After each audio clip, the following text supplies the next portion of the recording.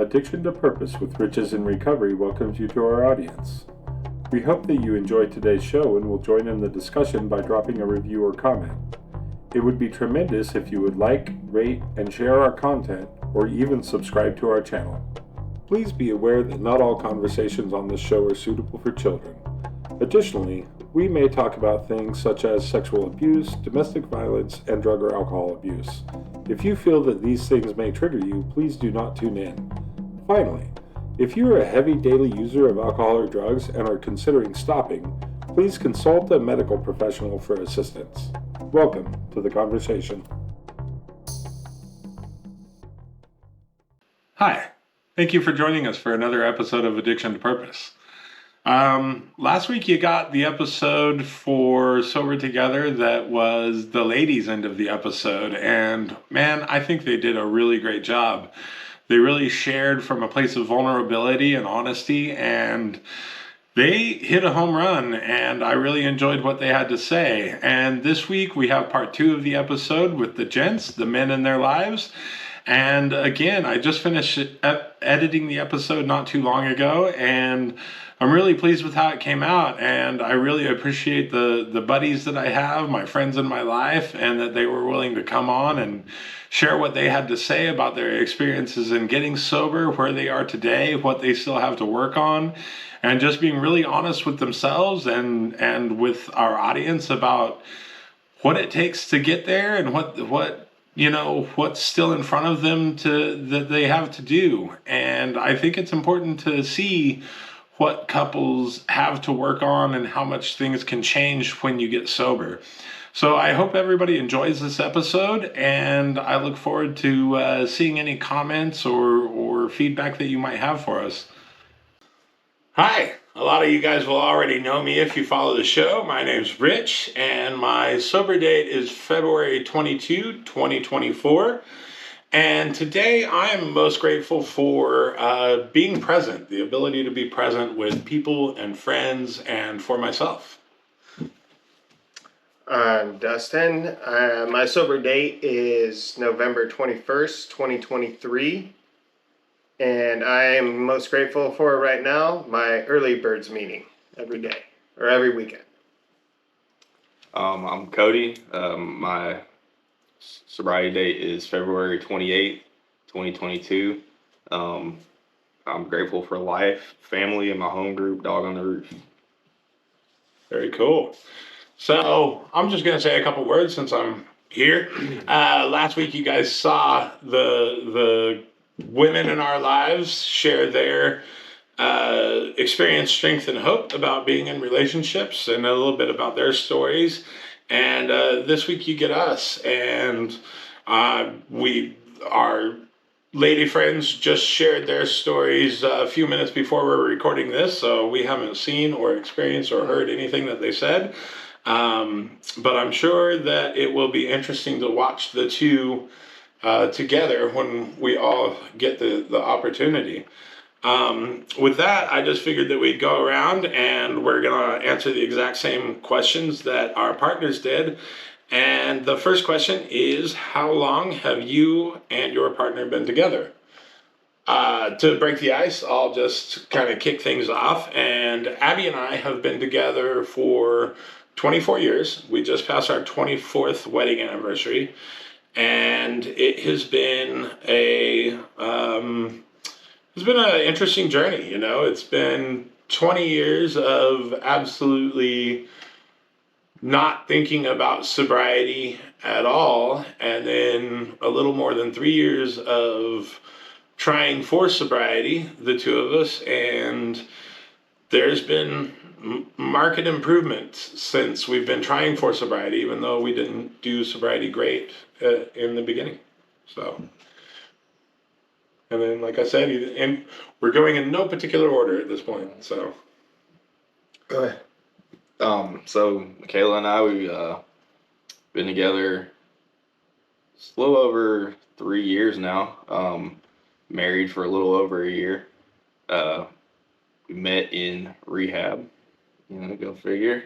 And so we had,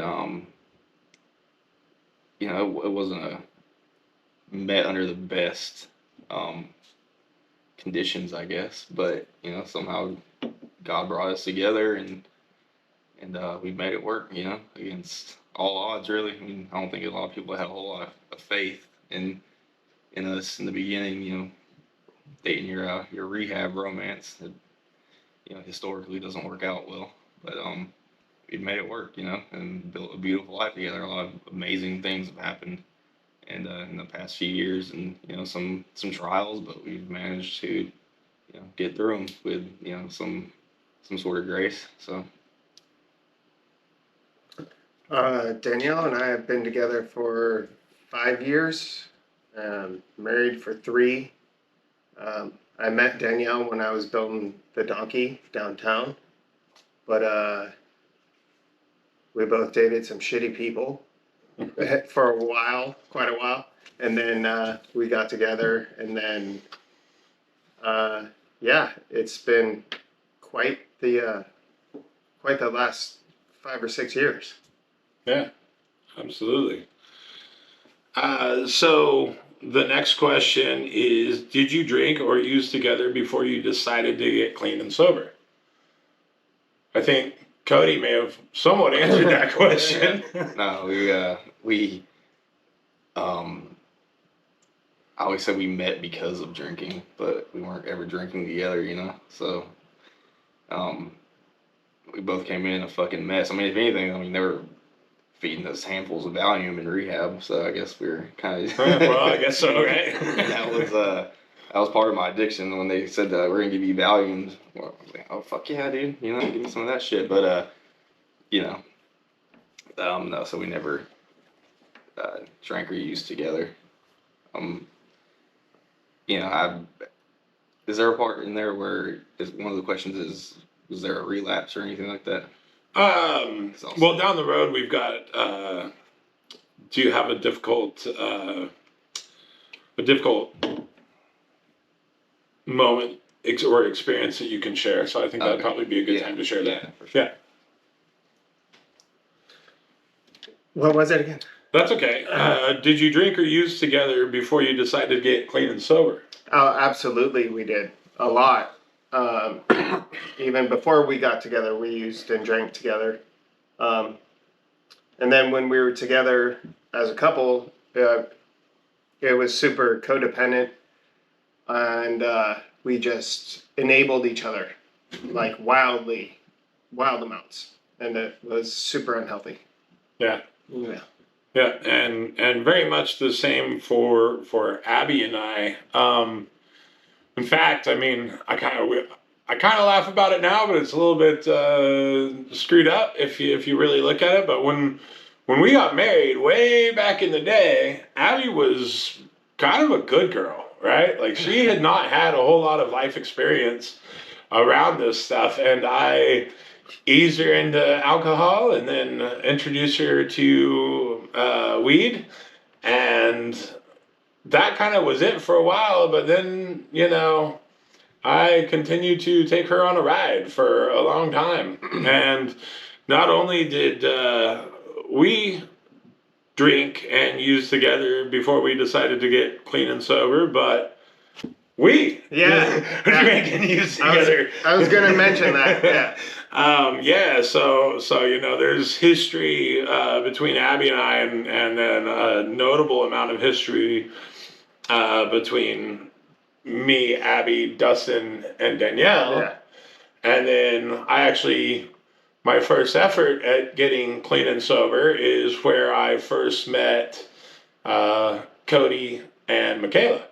So there's a little bit of history floating around this table in relation to drugs and alcohol and clean and sober. So some of it is honestly I look back at with some fondness, and then a whole lot of it I look back at with damage and reprehensible results. That trauma. Yes, trauma is the right word for it, no doubt.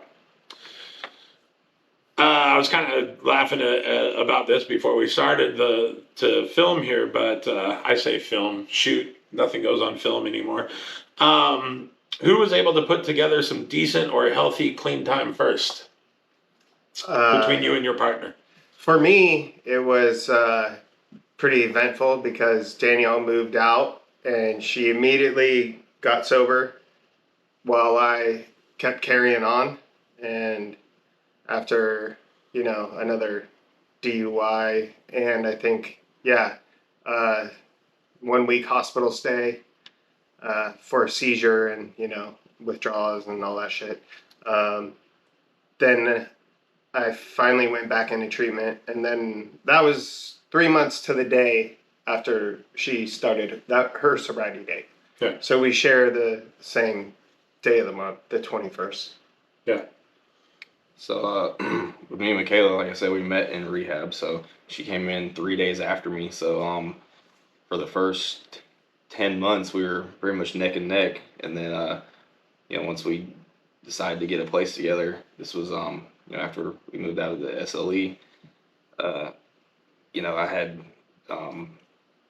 no program really that entire time, just white knuckling or whatever. And so as soon as we moved out, I had that first opportunity. I went out, and it was only for a week, but regardless, I had to restart my sobriety date, and it was 10 months behind Michaela. And so now she's at a little over 3 years, I guess, and I have about 2.5 years, a little over. So still a good amount of time there, but she's got me beat now. So Yeah.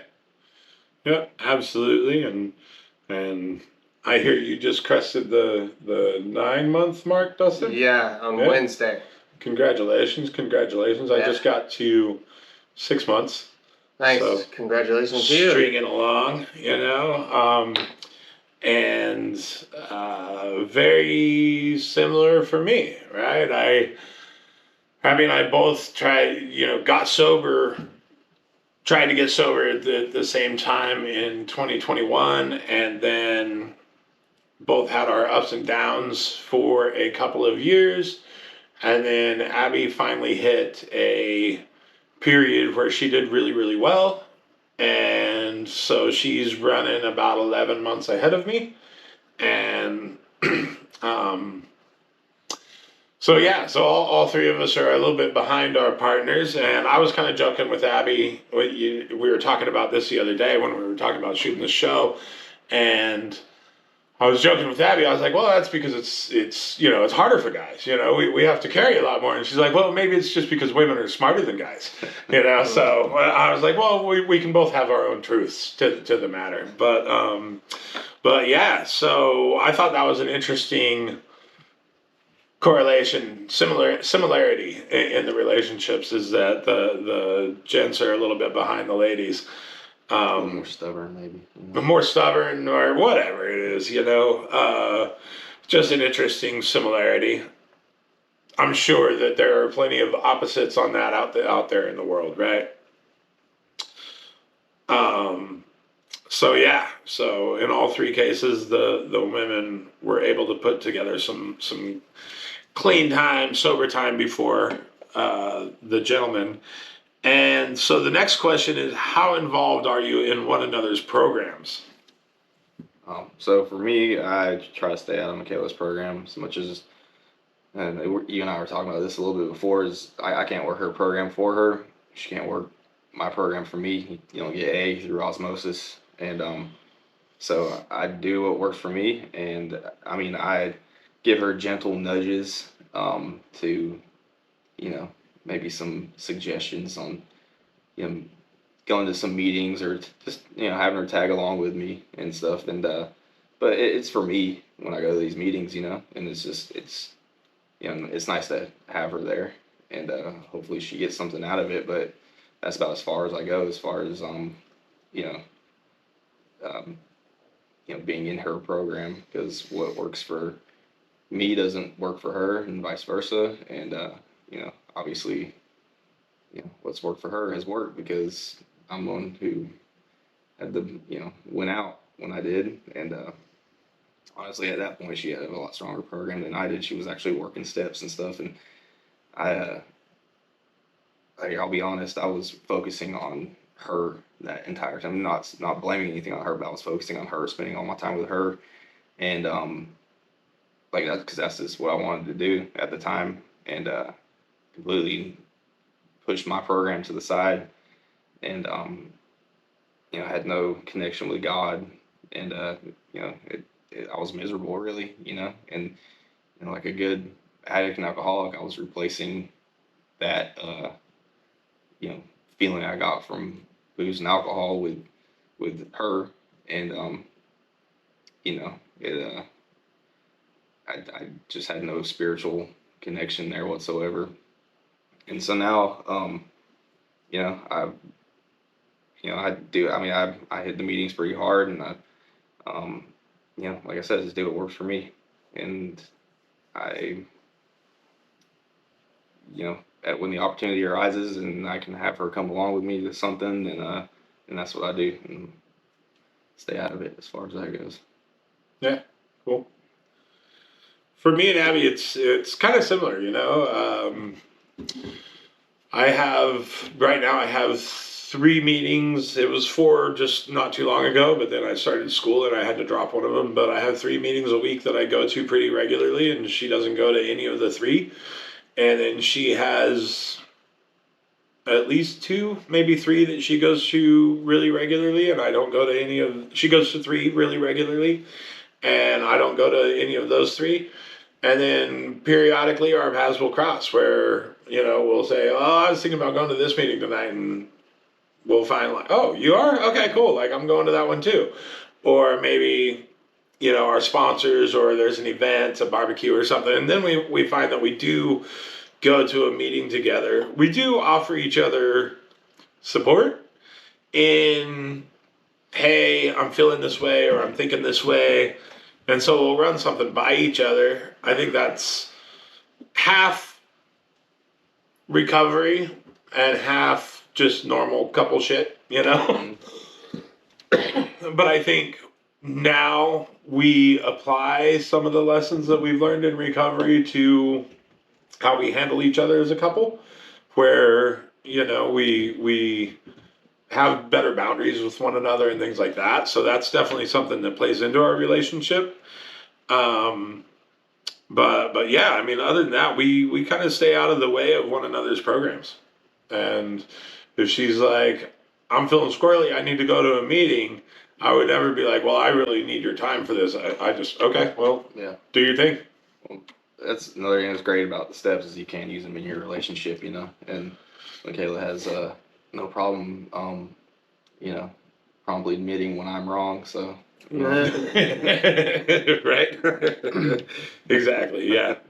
We're just setting a boundary, Yeah, for sure. For me, for Danielle and I, since I was going to be moving back in with her, it was one of the like an established rule that I told her that I have to be able to work my program, and which means I'm gonna go to a meeting whenever the fuck I want, and things of that nature.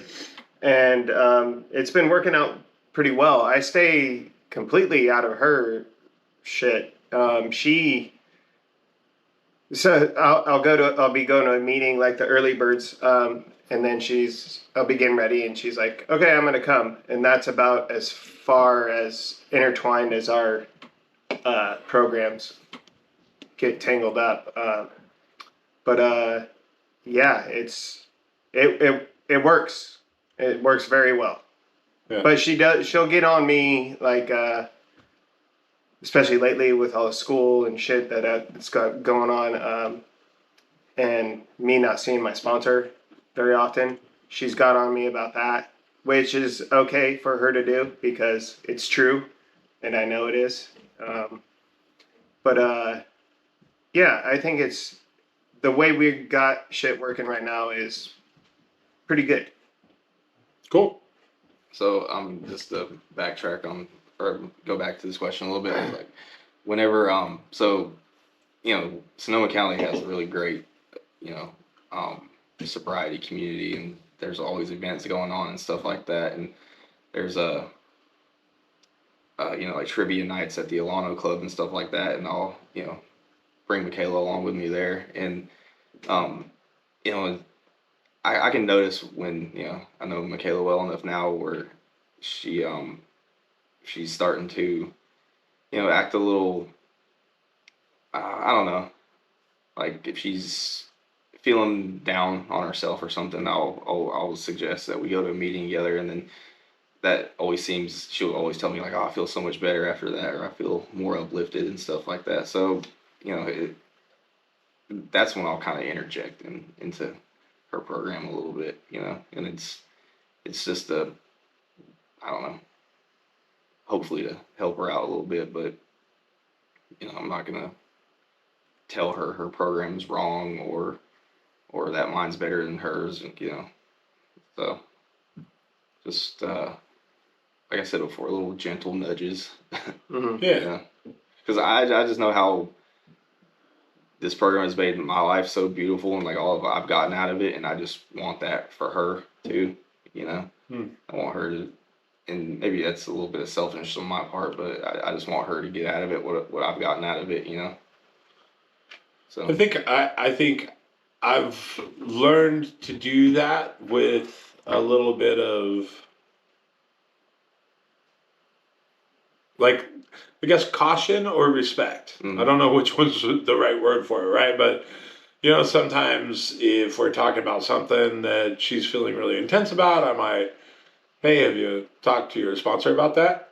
Or something like that, or I'll just even ask, do you want my input? As opposed to just like interject it, because sometimes she doesn't, and I've gotten way better. That is not something that I work perfectly. I feel like But it's something that I try to be more cognizant of and just ask if she even wants my input before I give it, because that's probably something I need to work on because sometimes I have zero tact and I'm real rough around the edges. And Yeah. like, it can come off being dickish, and it's just,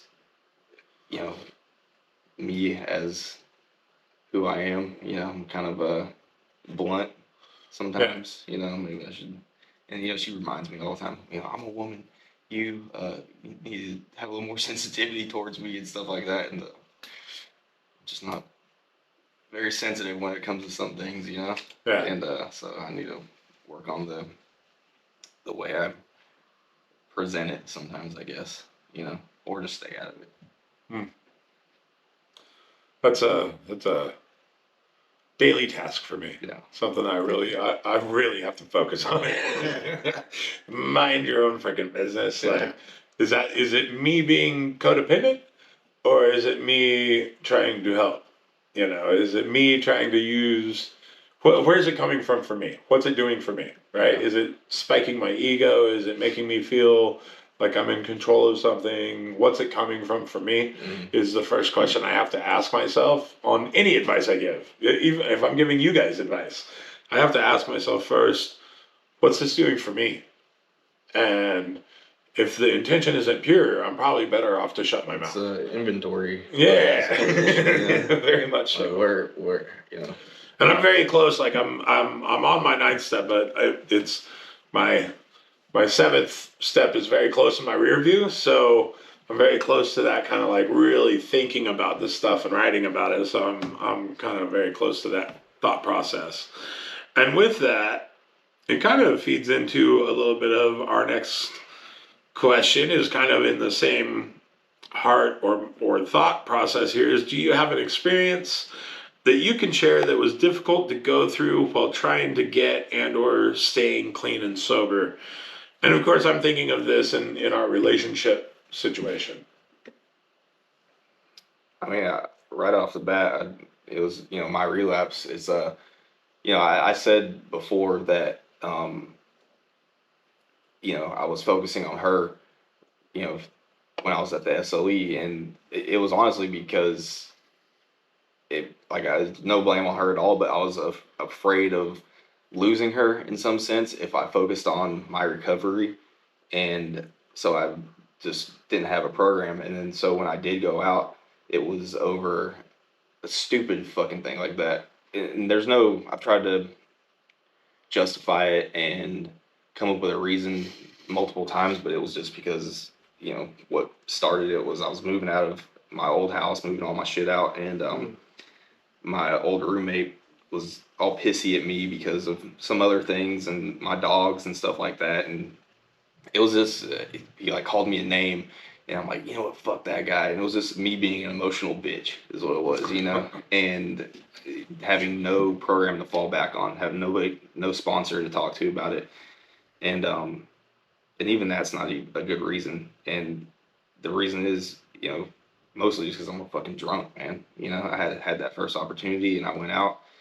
And, for me, it wasn't even a good relapse. It was, I fucking relapsed on, uh, what are those, Trulies or like, so it's like some bitch shit, It's not even like Fuck, anything. White Claws put me in treatment. I was gonna say, dude. And so I just felt sick, and I'd go to sleep, and Michaela would come home, and I wasn't working at the time either, and so she'd come home and I'm passed out on the bed, and it's like nothing really happened during that time, but it was it was hard on her, I know, because like I was, in some ways her rock, like we were supposed to be in this together, and I don't. I mean, she had an important decision to make at that point in time. It was either protect herself and leave, or try to help me. Like, in which she did. She called our buddy Jesus, and he came and dragged my ass out of my house, and I was just like drunk enough to be receptive to it. Like I wasn't belligerently drunk, but I wasn't like sober. Like, no, I got this on my own. So he took me to my now home group, and I'm forever grateful for her, for Michaela, for calling him and telling him to do that. And my life has gotten just exponentially better since then. But like I said, in that point in time, I know it was really hard on her, and in some ways, I think she lost trust in me for a while, and I had to really show her that this, I was serious about it, and I wanted this for myself, and for our relationship to work, because, if it really got down to it and fell back into deep addiction, and it would have been nasty, because I'm a fucking asshole when I'm drinking like that, and like, I've never seen her drunk, but I don't ever want to see her drunk because I've heard stories, and, so those two together, button heads, it would have been ugly. And so that was probably the hardest time in our relationship. And there's been, like I said before, there's been some trials and tribulations and stuff, but it's worked itself out. God has interjected in our lives, and gave us a beautiful life together. And I wouldn't have it any other way nowadays. So nothing really too tragic. I mean, there's been some deaths and stuff in the family, and that kind of stuff sucks when it happens. And but we've had each other to lean on in that time. So those are about the hardest things. Like I have like sometimes had this sense of like impending doom, that something bad, like it's been going so good for so long that something bad is gonna happen. And I don't know if that's just like my disease talking, or if like just I'm so used to shit going bad from the past that like just expecting it to happen again. But not so worried about it nowadays, because I know how to handle it. It's those situations that used to baffle us, and know how to deal with it nowadays. So Dude, you know that feeling? Well, I get that feeling sometimes, like when I'll just be like driving home from work and shit's going good, and then there'll be a stop in music or radio or something like that, and I'll be like, something should be wrong right now. What the fuck? For me and Danielle, I think the most difficult thing is still going on right now, and it's us becoming a couple again after becoming sober. We're two completely new, different people, and creating a bond again is something. It's a bit of a challenge. I mean, we both love each other very, very much, but getting to know a new person in that kind of, and being married and expecting everything to just go perfectly is not the case. Especially when I first moved back in. I I'm pretty sure both of us were like, how the fuck is this going to work? You know, kind of situation. Having said that, it's going very well. Communication is at an all-time high, and shit's going pretty great. Cool. That really hits, man. I appreciate that honesty. That's a yeah.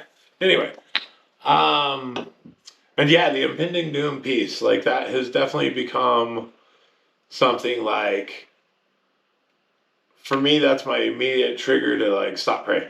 Stop praying. Yeah. You know, that's my immediate, you know, I don't care if it's serenity prayer or just like, God, it's yours, it's not mine. You know, it's not my, that tightness in my chest that I'm feeling, that weight that I just felt lay on me, that's actually not my weight. That's your weight. Yeah. Right? But that is my immediate trigger response. And I never, ever had that response before. That is something that I've been gifted with in just the last like 6 months. Since I've started turned this new page of acceptance and surrender. I never had that before. And I think that's what's changed in my spirituality. And that's because this is the first time in my efforts towards sobriety where I've felt the obsession lift. Mm-hmm. And I think it's because of that change that I've been gifted with, is that ability to just like stop and give it up. Yeah. You know, but yeah, I think that's not uncommon in people in recovery, is that just momentarily feeling of impending doom and then a quick meditation or just a stop and give it up real quick. That's how I have to do it. And sometimes it takes me a minute to realize that that's even what's happening. You know, I just feel panicky for a minute. And then after a minute, I realize, oh, wait a minute. I can just stop and give this up and move on. Because I'm not in control of whatever it is. I do a right here, right now thing where it's like right here, right now, everything is chill. So stop freaking out. Love it, right? Yeah. What time is it on my watch? Oh, it's right now. And things, you know, I'm pretty firm believer in things are going to happen how they're supposed to anyways, and it's worked out, you know. Yeah. It's, you know, all this shit that I worry about never really happens. Yeah. You know? Yeah. Right? All the catastrophizing that you can do. All the energy wasted and worry. Yep. Yeah. But that's how I know, like, the insanity of drinking is gone, because, you know, before there was no second thought. There was no, you know, it was an automatic response to drink, you know. Yeah. And there was, it never worked. That's the insanity part. Just doing it over and over and over again, never helping, never working. And now, like, that first thought doesn't come to like go straight to a drink, you know. It's the second one. Yes. I mean, I'm not gonna lie. No, I know it. People say it goes away. It hasn't gone away for me, you know. Me either. I still think about it. I still like, but it's not the first thought, you know. The obsession, and that's just it, is that the obsession's lifted, right? It's not that it doesn't have. I have weird dreams. I still have like this fleeting thought, but that's just it, is that it's fleeting. Like it's like it's a 5-second thought, not a 7-minute struggle. Yeah. You know, it's not something I'm like, okay, I've really got to fight this off. It's like thought goes through my head, and I'm like, what the fuck was that? Get out of here! It's like fly landed on your nose type of a thing, as opposed to before it was like this thing that I had to sit through sometimes for a long time. Yeah. And obviously didn't make it a lot of times. Yeah. You know? Fucking A. A lot of times did not make it. And, you know, that's really like, when I think of a difficult experience, for me, it was that whole last year of fighting, you know, because I had definitely one of those worst feeling that you can have is a head full of AA and a belly full of booze. Oh, yeah. My last year of drinking that, dude. Oh, just the demoralizing, the feelings that you had, the sitting and drinking and knowing that what I was doing to Abby in those instances, from getting to the point where I felt so bad that I'm threatening to take my own life, to leading up to Azure Acres, where my second go to Azure Acres in February, where I was being told by my sponsor and being told by Abby that, like, maybe you should consider going into program again. not just because you're not working a healthy program and you're not doing great, right? Like you're relapsing now.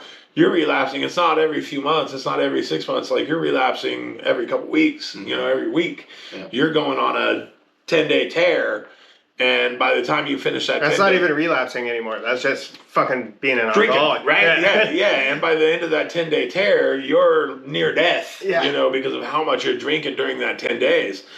And then trying to detox yourself and almost dying because of that. And it was like even leading up to that last point where going into Azure, I just finally hitting that point where it's either die or get better. Yeah, that point hit you too, right in the fucking eye. Remember? Oh, right in the.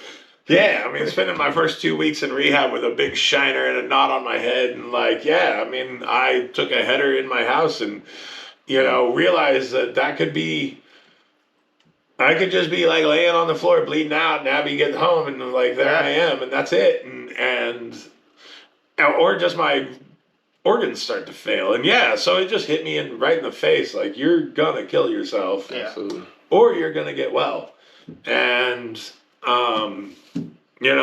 I kind of said it earlier, Cody, when we were talking, that you hear in a meeting once in a while, drinking's going to kill you. Well, I'm going to die one way or another, but do I want to die drunk or do I want to die sober? Yeah. And do I want to die now or do I want to die in 20 years? Yeah. 25 years, whatever. I don't know what time I have left. When I've been trying the AA thing for the past probably 5 years, and I remember, this one guy, he was saying, something that probably almost killed me, because he was saying, it says in the book, to drink is to die, and he's like, you're probably not gonna die, and I took that to heart, like, I'm probably not gonna die if I keep going like this, so I just kept going harder and harder and harder until the point where, and it came fast, like I was going to fucking die, like, I was in the hospital 5 times in a year, in the ICU, and like beginning stages of like liver failure. I was completely yellow, and I'm like, if this isn't what dying looks like, then I don't know what is. And that guy was fucking wrong. Yeah. You do hear a lot of stupid shit at meetings. Yeah. This isn't going well. I'm not winning this. I'm not winning this game. We've kind of brought it up a little bit, but do you find it difficult to bring up or discuss if your partner is exhibiting risky behaviors? And I kind of mentioned it earlier. Like I will bring up to Abby, like, hey, maybe you're showing a little bit of restless, irritable, and discontent. Yeah. Do we need to hit a meeting? What can I do to support you? Do you need some chocolate? I will drop that on her once in a while. What do we need to do? But I will bring it up. But always with absolute respect and willingness to get out of the way, too. If it's like, you probably should just stay out of this, mind your own business, I'm happy to do that, too. But I also invite that critique. Absolutely. I invite it back. If I'm exhibiting something risky or, acting out of character, I absolutely expect to hear about it. Yeah. So as for Michaela and I, like I said before, I mentioned it. I can kind of see when maybe she's acting out of character a little bit, or when she's having an issue at work, or just anything like that, and I'll tell her like, we have a program for that. There's an answer for that, and so I'll give little suggestions like that, but. I don't know all the answers either, and I think sometimes she expects me to have more answers than I do. But I'm not a counselor, and I do what I can to help. But there are some times where I don't just kind of want to avoid an argument, so of course just let it go, So. Right. I definitely bite my tongue. But there's always a know your moment. And I think at least now that I'm sober, I'm way better at identifying those. I mean, I have a problem also with like I know it's gonna make her mad, and I say it anyway, just because I think it's funny sometimes. And not like making her mad is funny, but what I'm saying I think is hilarious, and she doesn't find it very funny at all. And I know in my mind like this is gonna piss her off, but it's gonna make me laugh. And I'll have that conscious thought that don't say this, and then I just somehow it comes out still. Yeah. So, and she knows I'm kidding, but it's I don't know. We have separate senses of humor. So Yeah, I feel that. I feel that. What was the question again? That's Kind of okay. ran away from it a little bit. Do you find it difficult to bring up or discuss if your partner is exhibiting risky behavior? No, not. I don't think so. I think really the riskiest behavior that Danielle has is her job and her boss. But I pretty much stay out of it now. When we first got together, I was always harping on her about it, but not anymore. Now when she's like kind of, I can see she's kind of fussy or whatever. I just ask her when the next time she's going to talk to her therapist is, because her therapist is like her sponsor. Okay. So if that's coming up soon, then that's a good thing for everybody. Yeah. Yeah. Yeah. Yeah, I've also learned that like, I mean, I have very different love languages. Sometimes she just needs like a really good hug. yeah, Like that's just real life. That does work. Yeah, that's good. That's just real life. Yeah. I'm an active service type of a guy. Yeah. So Just like I'm likewise. more like clean the house, that type of thing. So and we've both learned, that I'm really gonna benefit if she comes in and does the dishes or like cleans up or everything's really nice and clean and in its place. But I've learned sometimes just shut up and go Stay over away. and really give her like a really nice hug and tell her I love her and Michaela's definitely like that too. leave it alone after Yeah. that. She very cool. tells me all the time, like if I'm, or just reassuring her that everything's gonna be okay. Like I know Yeah. that works, and even if I don't know it's gonna be okay, just having faith that things will be okay. Yeah. And that seems to help, but definitely just the laying down and cuddling, just to bring her heart rate down a little bit, Yeah, totally. just make her feel safe. Yeah. Cool. So our next question is, how is your relationship now? I'll go. Yeah. Okay. Like I said, our relationship is going very well right now. Communication was our biggest flaw, and now it's good. It's very, very good, and that makes for a wildly better relationship. Because we used to just like sit on shit that we would want to tell each other, and then it would build up and build up and build up and then explode. And that is just not the way to do it. But also at the same time, it's like when you're first getting sober together, you're like, what the fuck are we gonna do? Like, what do we do for fun now? So that was a challenge, but we're figuring stuff out, and it's coming, and it's coming at a fine pace as far as I'm concerned. So I think I think we're all good. We're managing to live in very close quarters, so it's working. Yeah. Yeah, I'm happy right now. Yeah, our relationship. I mean, there's a lot of love there, and it's great. I think there's mostly on my part working on the communication, because I tend to hold things in and don't show a lot of emotion towards things. And if something's bothering me, I just stay quiet about it. And Michaela can tell something's bothering me, and then it frustrates her because maybe I think she wants to help, but I'm the type like I got this, on my own, and so that's something I should work on, honestly. But other than that, man, it's we do things together. We go on a lot of hikes, and she's more of a homebody type. I'm more outgoing. Like I'm always on the go, out fishing, outdoors, going on camp trips with the guys, and so we we try to find that common ground in like hiking and stuff like that, and we always eat dinner together every night, and we talk about our issues and what can be done about them, and in a respectful way. I mean, there's we're not perfect by no means. I mean, Mm-hmm. there's still a lot of learning and a lot of work to do, and I don't know if that'll ever end. I mean, it's life. Life is work, and but it's getting better. Yeah, the communication thing. I should definitely work on, without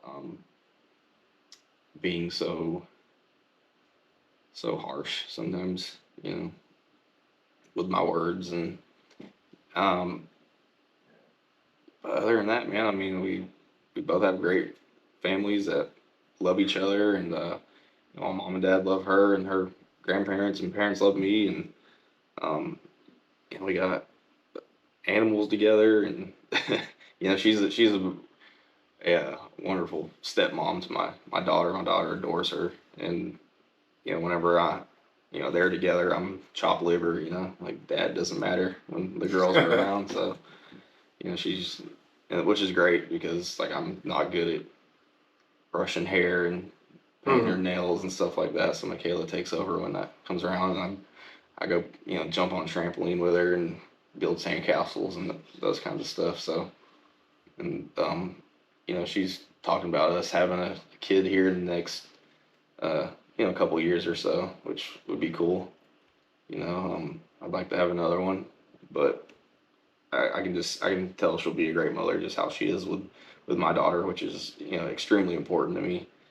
And so yeah, I mean it's yeah, life's good today, man. Right on. Can't complain. Yeah, Abby and I, kind of being the old married couple, if you will, with 24 years, and it's funny because we've always been looked at by her brothers and some of our other family and our friends as like, oh my gosh, Abby and Richard was such a great relationship and married for so long, and we get a lot of like recognition for how long we've been married, and yes, we've been married for a long time, but it was so variable for so long. And I'm not saying that my marriage was bad for 20 years, right? I'm not. We actually had some really beautiful, most of it was really beautiful and great. There were some very, very difficult times, even before we were maybe full blown and buried in, our addictions. But the change that has come, particularly in the last 6 months, in our ability to communicate. I love the word. It's funny. I don't think that you hear three men use the word communicate as Mm-hmm. much as we have, which is I think it's touching. I think it's awesome. But our ability to communicate and talk to one another, and even to the point of I don't know that I use the words I need or can you help me with as many times in the last 20 years as I have in the last 6 months of Mm. our marriage, right? Because now I'm willing to I no longer have to let my pride or my ego or my need for control or my need to be God in our relationship stand in the way of my ability to just be like, hey, I need your help with this, or hey, can you do this for me, or just I need a little space. So our ability to talk to one another and to be honest with one another and even to have boundaries with one another where I don't need you involved in this part, Yeah. you know, has improved so much. And the amount of respect that we show each other in the relationship has improved so much where we don't have to control each other's lives at all anymore. So we really get to experience living individual lives as partners in this life. And we definitely did not do that before in our marriage. Mm. And living like that has made life way more rewarding, where we get to be individual human beings that are truly in a partnership as equals, as opposed to maybe constantly competing for who's in control of what. We're in control of ourselves, Yeah. and we meet in the middle as partners. And that's a dynamic that we've never really had or honored before in our relationship.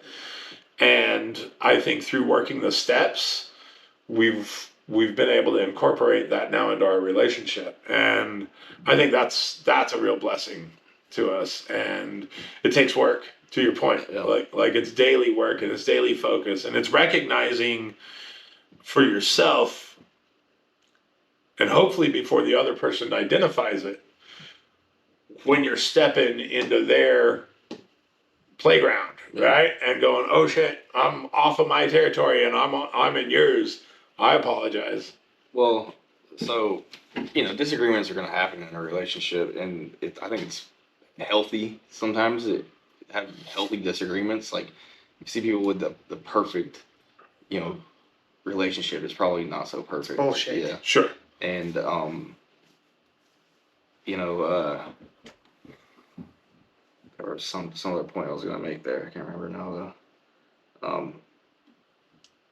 I expect a lot from Michaela because I know she can do it, and I feel like she doesn't have faith in herself sometimes when I do, and so when I try to push her in a direction, maybe it comes off as controlling, but maybe not controlling, but like I said before, a little harsh. But it's just because I know she can do she can do the best, like, if that makes sense. Like I see it in her. I see in her what she can't see in herself sometimes, Mm-hmm. That's what I'm saying. And so that's where the communication comes in, instead of me just, projecting what I don't know. I don't even know where I'm going with this really, but Oh, that was a good line that you said, though. yeah. Yeah. Very good. Yeah. I can relate in a lot of ways. Yeah. I think where I see that in mine and Abby's relationship is that I do see potential that when I try to push Abby, if she's not ready, that's one of the places where I probably step into her playground. Yeah. And that's where for me, I know I try to recognize that and then ask for permission to step into the playground. And sometimes she doesn't grant me the permission. Sometimes she's like, nope, I don't need your advice. So, and then sometimes it's hard for me to go, oh, okay. And then go pout about it. But I identify with, I think I understand what you're saying. Of course I'm not there, but. Any words of wisdom? I mean, we kind of shared some there, but any words of wisdom that you can share with our audience that might be struggling with their own relationship? Communication. Yeah. Fucking communication. Love it. And healthy boundaries. Yeah, just kind of approach things with some tact and grace, like I'm not so great at sometimes. Just understand the other person's needs and where they're coming from, and their struggles are their own, and try to understand the best that you can or just try to help, just be there, just be there for them. Yeah. Also, I appreciate your honesty because, sometimes the best advice you have to give is advice that maybe you're not good at yet yourself. Yeah. Right? But it's something that you're identifying that you need to work on. Yeah, I mean, I'm great at preaching things I don't practice. So. Yeah, fucking A. Also, flowers, a card, and some balloons go a long way. I like it. For me, something that I learned this last time, I'm not a good listener. I'm not a good listener. It is not something I've ever been good at. As soon as somebody starts to speak, my brain goes to solve, offense, defense, right? Those are my three. That's what I want to go to. And somebody gave me the tip last time that when somebody starts speaking, to suspend my tongue in the middle of my mouth. Yeah. Not touching the bottom and not touching the roof of my mouth. And that distracts my brain just enough that I don't start generating what I want to say, and I can actually still listen. Mm-hmm. And so my advice is, this is advice for me that I need to take more often, is stop, breathe, and listen. Yeah, maybe like I definitely need to practice this more too. Is listen with the intent of listening instead of to respond, because I catch myself doing it all the time. I'll listen to somebody and then come up with a relatable story and then tell my story, and kind of like that wasn't needed. They just need somebody to listen, not to give unsolicited advice or my experience. I agree with both of you guys. Listening is big. Very much so. Communication and listen. Yeah. Wow, we sound like husbands. Yeah. So, kind of final two questions that we've developed that we like to ask everybody on the show. In the spirit of progress, not perfection, what is something that you have been working on lately? I've been trying to work on it. I mentioned it last night at my home group meeting. I need to start giving back more because I've gotten so much out of this program that I feel like I've gotten a lot more than I've given. And I sponsor guys, and I've had commitments and stuff like that, but I feel like I could start doing a little more. As far as maybe as far as more service. I mean, I don't have a commitment right now, but maybe giving a little more back to my sponsees, and I don't know, finding more time for them, and I don't know really, but gotta work on definitely giving back more, just in general. Like AA has given me a life that I've never thought of. Like I mean, I got shiny things now that I never thought I'd have, and those don't matter in so much in the way of like accomplishments, but they're important because they're things I wouldn't have had when I was drinking, and giving me my daughter back. It's giving me a marriage to a beautiful woman, like my family back, and so with all that, it's giving me. I feel like AA deserves a little more from me. Cool. I have been. I honestly, what comes exactly to mind right now is I have been working on kind of reorganizing my personal time and schedule to make sure that I keep sobriety first, because I've just added some additional things into my life, and so for me, I know that I've got to keep a program and some consistency around my sobriety is the first layer. I've made mistakes in the past where I've allowed other things, when life gets lifey again, we hear this in the rooms. When life gets lifey again, you can start to lose your program. And so, and I think I've got it, but sometimes that's also just saying those words are freaking dangerous. Like my hair on the back of my neck just went like, oh, you're not allowed to say that, right? But just making sure that my schedule is arranged around my sobriety and not my sobriety is arranged around my schedule, and being aware of that. So that's my big thing right now.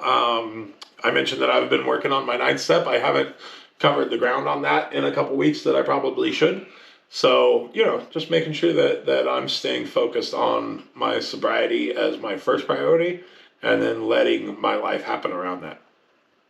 I'm right there with you. When you ask a question, time management was my first thing. And also, because, I have a full load. And I've been talking about this in my early recovery group also, is that keeping recovery number one can become very difficult when you have school and work and a wife and everything else that life brings to you.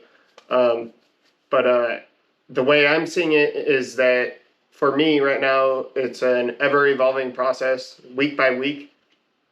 So at the beginning of the week, I'm just trying to figure out what meetings I can go to, if I'm going to make it to the ERGs, if I'm going to see my sponsor, and just plan accordingly. But it's pretty difficult sometimes. Like I have made the sacrifice of the gym is no longer in my schedule because I replace it with a meeting or something along those lines. But yeah, it's stressful to me to do that right now, and I'm working on diligently on it. And I'm also working on my 4-step, which I've made it to my 4-step like 5 times and then gone out. So this is a big one for me. Yeah. There is no prescribed timeline, right? Yeah, right. So. Yeah, that's a good fucking thing. Right. My sponsor gave me 2 weeks exactly, and that was it. That was the time. Yeah. Okay. Well. Okay. Well, unless there is a prescribed timeline. And then the last question is, what's the greatest gift you have been given recently by recovery? For me, it's all of the things that I get to do. I was kind of joking. I don't know. I've said it a couple times lately, but I feel like those things that you hear in meetings are like starting to ring so true to me, and I'm starting to maybe sound a little bit like a guy that writes bumper stickers. But I've switched from things that I have to do to things that I get to do. Fuck, I said that the other day. Right? So this podcast, going to school, answering the phone for people when they call, being there for friends when they have a hard time, being there for my wife, going to a meeting, being of service to a meeting, all of those things, those aren't things that I have to do. Mm-hmm. Getting up for myself in the morning and giving myself time, those aren't things that I have to do. Those are things that I get to do. Yeah. I get to show up.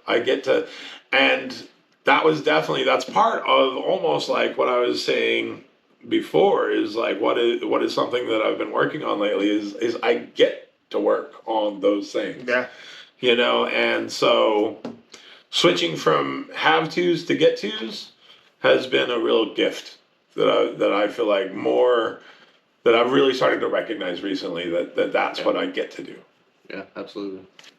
Yeah, I agree. Yes.